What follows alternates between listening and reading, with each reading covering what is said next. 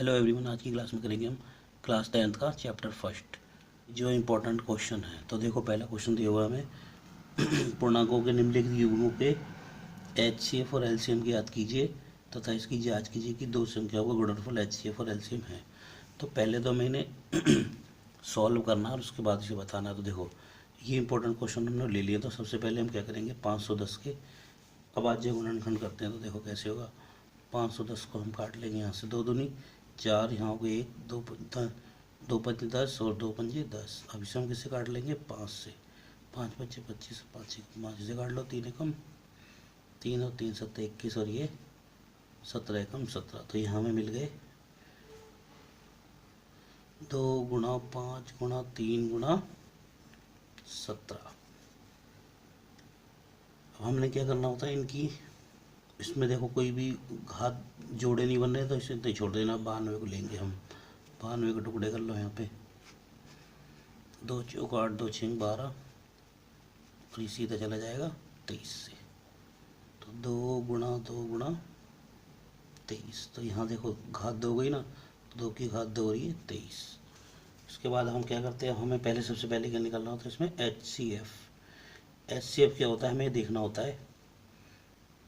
इसमें और इसके जो हमने गुणनखंड किए, इसमें कोई कॉमन यानी उभयनिष्ठ संख्या है। तो देखो यहाँ 2 यहाँ है, 2 यहाँ है, तो इसमें जो घात कम होती है वो ले लेते हैं, यानी HCF आ गया इसका 2। अब इसके बाद हमें निकालना होता है इसका LCM के लिए हम क्या करेंगे, देखो जो एक जैसे कॉमन होती है यानी उभयनिष्ठ, उसकी बड़ी वाली घात ले लेते हैं, यानी 2 की घात 2। और देखो अब जो बचा कौन कौन है, 5, 3, 17 और 23, इसको भी ले लेंगे। 5 गुणा 3 गुणा 17 गुणा 23। अब ये देखो 2 की 2 घात, 2 का 2 मतलब क्या होता है 4, और 4 पंजे 20 और 20 दिया 60, ये 17 गुणा 23। अब हमने क्या करना है, इन तीनों की गुणा करनी, इनकी गुणा करेंगे तो क्या आ जाएगा 23,460। तो ये आ गया हमारा HCF और LCM। अब हमें क्या करनी है, इसकी जांच करनी है। तो देखो यहाँ कर लेते हैं हम इनकी जांच करने के लिए ना हमें खुद ही दिया हुआ है कि दो संख्याओं का गुणनफल बराबर होना चाहिए HCF और LCM के। तो देखो दो संख्याएं कौन कौन सी थी हमारे पास, 510 और 92। HCF हमने 2 निकाला और LCM हमारे पास आया 23,460।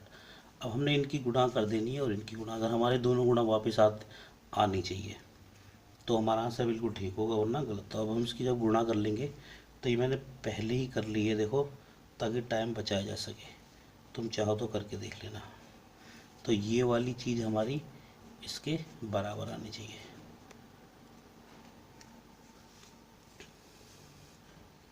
अब देखते हैं इसका दूसरा भाग। तो दूसरे भाग में हमने जो दो क्वेश्चन लिया है वो लिया है 336 और 54। तो अब हम क्या करते हैं, सबसे पहले 336 के कर लेंगे हम अभाज्य गुणनखंड, यानी 2 से काटो, 2 एकम 2, 2 छिंग 12, 2 अट्ठे 16। अब इसे फिर 2 से काट दो, 2 अट्ठे 16, 2 चौक 8, 2 चौक और 2 दूनी, दोनों चीज़ 2 एकम 2 और ये 3 सत्ते। तो यानी हमें 336 के मिल गए 1 2 3 4, यानी 1 2 3 4 और ये 3। तो हम इसको लिखेंगे 2 की घात 4 और 3। ये हो गया हमारा 336 का। अब हम देखते हैं कि इसको 54 को करो, 54 के भी कर लेते हैं। 2 दूनी 4, 2 दूसरे 14, 3 नीम 27, 3 3 9, 3 एकम 3। यहाँ कितने हो गए, 2 गुणा 3 गुणा 3 गुणा 3। इसको हम लिख सकते हैं 2 गुणा 3 की घात 3। बस अब हमने इसी में से HCF निकालना है। तो देखो HCF के लिए इसको और इसको देखोगे तो ऐसी कौन सी संख्या, देखो ये दोनों इसमें आ रहे हैं, घात जिसकी कम है 2, ये ले लिया। अब इन दोनों में से घात किसकी कम है, उसके 3, यानी हमें मिल गया 6। अब ऐसे निकाल देंगे हम LCM। इसका उल्टा होता है, जो कॉमन हो और उसकी बड़ी घात लेनी है, यानी 2 की घात 4 और इधर 3 की घात 3। अगर इसके अलावा भी कोई होती संख्या वो भी ले लेते हैं। 2 की घात 4 को ऐसे लिख लो, 1 2 3 4 और ऐसे इसको। तो यहाँ देखो 2 दूनी 4, 4 दूनी 8, 8 दूनी 16 और ये हो जाएगा हमारा 3 तिया 9 और 9 तिया 27।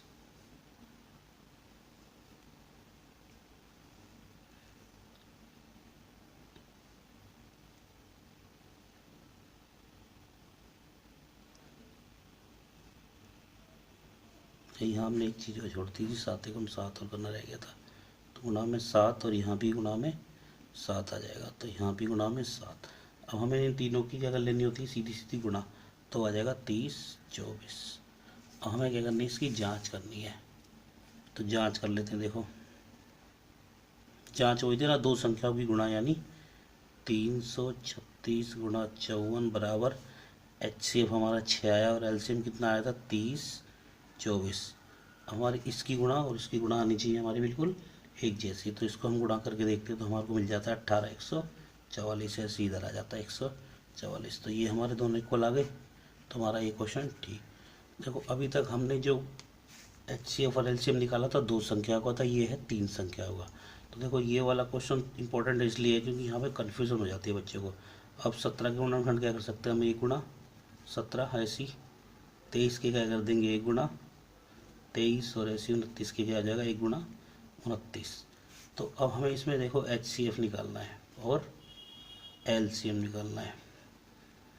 ये एक इसलिए लिखा है ताकि समझ में आ जाए, क्योंकि हर जो भी संख्या होती है उसमें एक तो कॉमन होता ही है। तो इसमें देखो कोई कॉमन है तो एक तो सब में होता ही, तो इसलिए इसका HCF कितना आ जाएगा एक। अब LCM के लिए क्या बताया था, जितनी भी जो संख्या होती है वो कॉमन हो तो उसको लिख लो, वरना और बाकी भी आ जाती है। तो देखो इसमें कॉमन एक ही है, चाहो तो लिख सकते हो चाहो तो मत लिखो। तो इस 17 गुणा 23 गुणा 29 ये हो गया।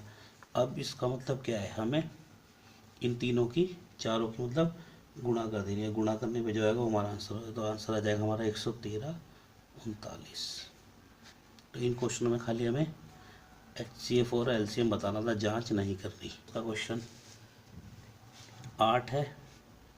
अब 8 के टुकड़े सबको पता है, 2 दूनी 4, 4 दूनी 8 यानी 2 की घात 3। 9 का क्या होगा 3 गुणा 3 यानी 3 की घात 2। 25 का क्या हो जाएगा 5 गुणा 5 यानी 5 की घात 2। तो यहाँ पे हमें क्या निकालना है HCF और LCM। अब HCF के लिए देखो कुछ कॉमन है, नहीं है तो कुछ भी कॉमन नहीं होता, तो एक तो होता ही है। LCM में क्या लिखेंगे 2 की घात 3, 3 की घात 2 और 5 की घात 2। 2 की घात 3 का मतलब क्या होता है हमारा 8, 3 की घात 2 यानी 3 गुणा 3 यानी कितना हो गया 9। 5 की घात 2 का मतलब 5 गुणा 5 यानी 25। 8 नहीं 72 और गुणा 25, अगर हम इसकी गुणा कर लेते तो हमें मिल जाता है 1800। तो ये हो गया हमारा आंसर। तो अगला क्वेश्चन दिया हुआ है, बहुत ही ज़्यादा इंपॉर्टेंट है। इसमें क्या कह रहा है क्वेश्चन में, HCF मतलब दो संख्या को HCF हमें 9 दिया हुआ है और दो संख्या को हमें LCM ज्ञात करना है। तो देखो इसको करने के लिए हमारे पास एक फार्मूला होता है, दो संख्याओं का गुणनफल बराबर HCF गुणा LCM। अब दो संख्या कौन सी है, ये है, एक है 306 और एक 657 बराबर।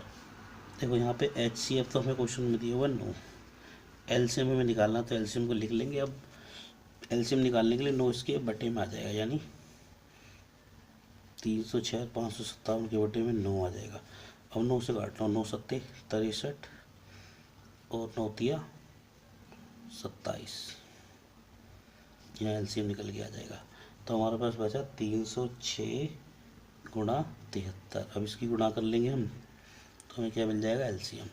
तो इसकी गुणा जब हम करेंगे तो हमें मिल जाएगा 22 338। ये हो गया हमारा LCM।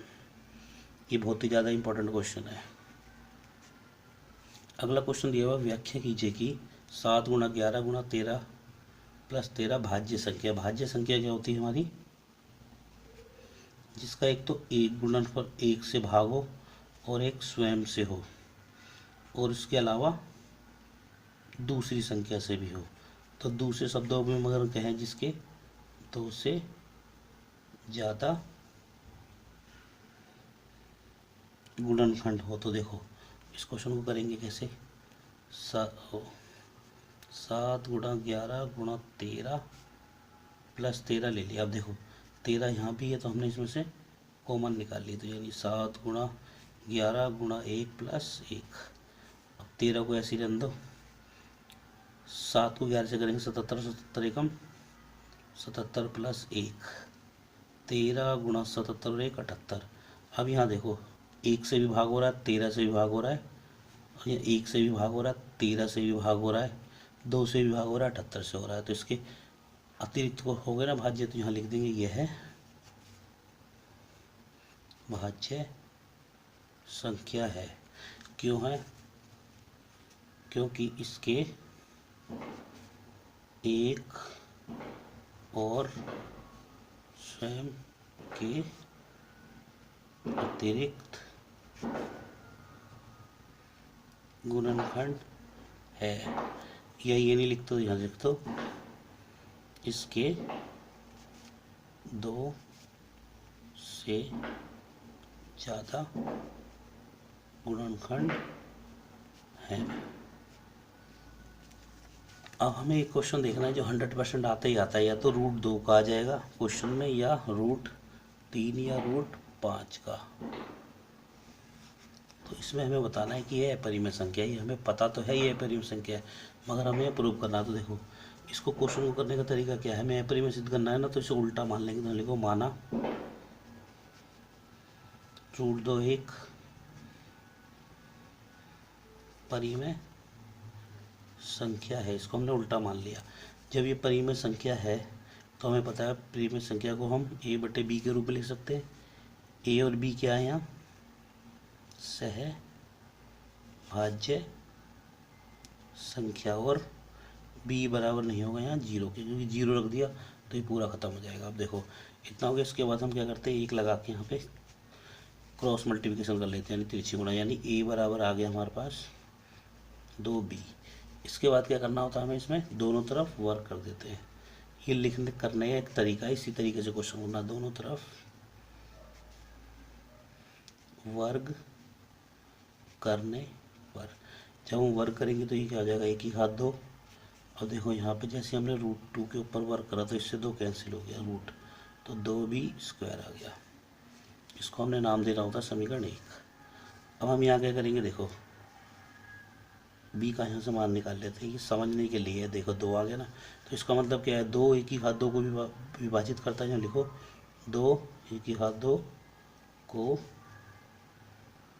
विभाजित करता है। जब इसको विभाजित करता है तो 2 a को भी विभाजित करेगा। अब कैसे करेगा, देखो ऐसे कि अगर मान लो अगर 3 की घात 2 यानी कि 9 है, इसको अगर 3 भाग कर रहा है तो वो 3 को भी तो भाग करेगा आराम से। तो ये चीज़ है, तो इतना आगे इसको हमने क्या मान लेना है, समीकरण 2। अब क्या करेगा, देखो जब 2 a को विभाजित करेगा तो यहाँ हम लिखते हैं माना a बराबर, क्योंकि हमने a और b माना हुआ है तो यहाँ मान लेंगे। और एक चीज़ और ध्यान देंगे, अगर √2 है तो हम यहाँ लेंगे 2, और यहाँ पे हमने c मान लिया। c क्या है यहाँ पे, c एक पूर्णांक है। अगर यहाँ √3 चल रहा होता तो यहाँ 3 आ जाएगा, 5 चल रहा होगा तो यहाँ 5 आ जाएगा। यहाँ c लो d लो अपनी मर्जी, ही हो गया। अब हम क्या करेंगे, a का मान समीकरण 1 में रख देंगे। जब हम 1 में रखेंगे, यहाँ a की जगह 2c हो जाएगा ना यहाँ पे, तो यहाँ कितना आ जाएगा, 2c की घात 2। देखो यही कर देते हैं इसे, 2c की घात 2 और बराबर 2b²। तो ये कितना हो गया, 4c² बराबर 2b²। इससे काट दो, 2 आ गया, तो यहाँ आ गया 2c² इक्वल टू b²। तो यहाँ पे भी देखो वही सिचुएशन बन गई ना, c² यानी b² की बटे 2। तो जैसे हमने यहाँ लिखा था कि 2a को विभाजित करता है, फिर वो a को भी कर रहा था, ऐसे ही 2b² को विभाजित करेगा, फिर b को भी करेगा। तो इसको अब लिख देते हैं। ये थी हमारी कंडीशन, तो यहाँ पे हम वही लिख देंगे,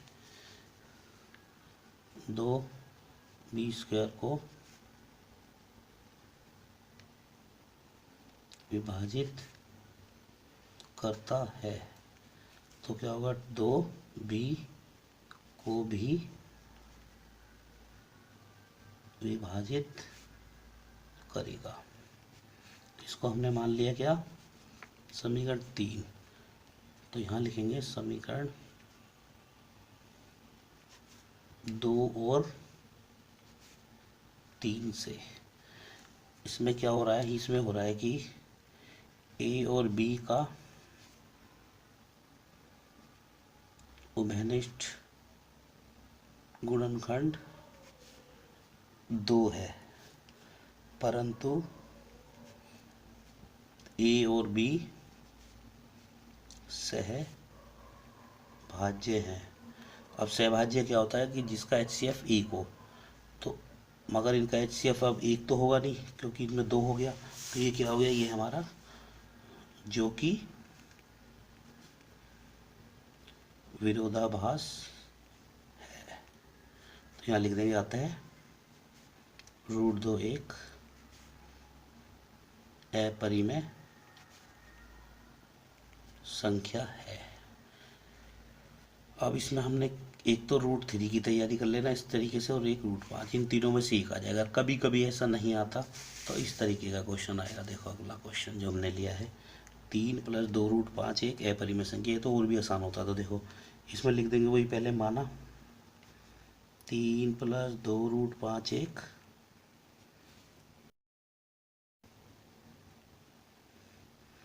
परिमेय संख्या है। तो परिमेय संख्या है तो हम इसको क्या कर देंगे, वही a/b के रूप में लिख सकते हैं। यहाँ पे a और b क्या है, सहभाज्य, और b बराबर नहीं है 0 के। अब देखो ये परिमेय संख्या है और ये भी, तो इनको हम एक साथ लिख लेंगे इस तरीके से। देखो पहले 2 √5 कहीं रखेंगे, a/b, 3 तो जाके माइनस का हो गया, 2 √5 इसको सही करके लिख लेंगे एलसीएम लेके, यानी हम यहाँ √5 बराबर लिख देंगे a - 3b, ये 2b हो गया। अब यहाँ पे हमें देखो तरीका क्या है, इस तरीके से लिखना, a 3b तथा 2 पूर्णांक हैं।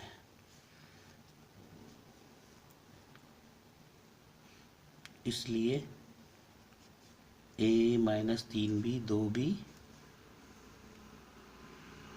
परिमेय संख्या है। अब देखो इसके बराबर कौन है, √5, तो क्या होगा, इसीलिए √5 एक परिमेय संख्या होगी। अब लेकिन ये क्या है, ये तो हमारा विरोधाभास है ना, क्योंकि वो तो एक ही परिमेय है। लेकिन यह विरोधाभास है, अतः 3 + 2 √5 एक अपरिमेय संख्या है। तो इस तरीके से चैप्टर 1 के हमारे जो इम्पोर्टेंट क्वेश्चन हम होते हैं समाप्त। अब अगली वीडियो में हम करेंगे चैप्टर 2 के।